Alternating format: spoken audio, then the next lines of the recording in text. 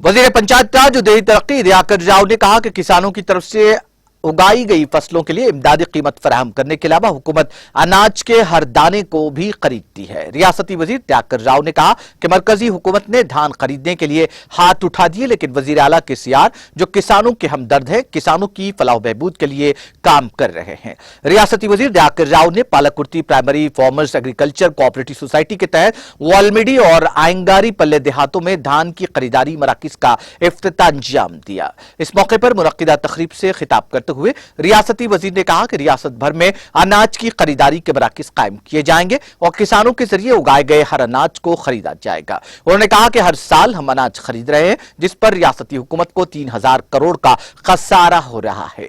उन्होंने वजीर आला केसीआर के इक़दाम की सताइश की, जिन्होंने किसानों को 24 घंटे मुफ्त बिजली फराहम की है। उन्होंने कहा कि रैतु बंधु और रैतु बीमा स्कीमात मुल्क भर के लिए मिसाली हैं। रियासती वजीर ने कहा कि केसीआर की जानिब से मुतारिफ करदा कल्याण लक्ष्मी और शादी मुबारक स्कीम गरीब लड़कियों की शादियों के लिए एक नेमत साबित हो रही है। उन्होंने यह भी कहा कि बीजेपी और कांग्रेस की हुकूमत वाली रियासतों में 500 पेंशन भी नहीं आ रहे हैं। तेलंगाना में 2000 और 3000 रुपए पेंशन दी जा रही है। इस मौके पर मुकामी टीआरएस कायदीन और कारकुनों की कसीर तादाद मौजूद थी।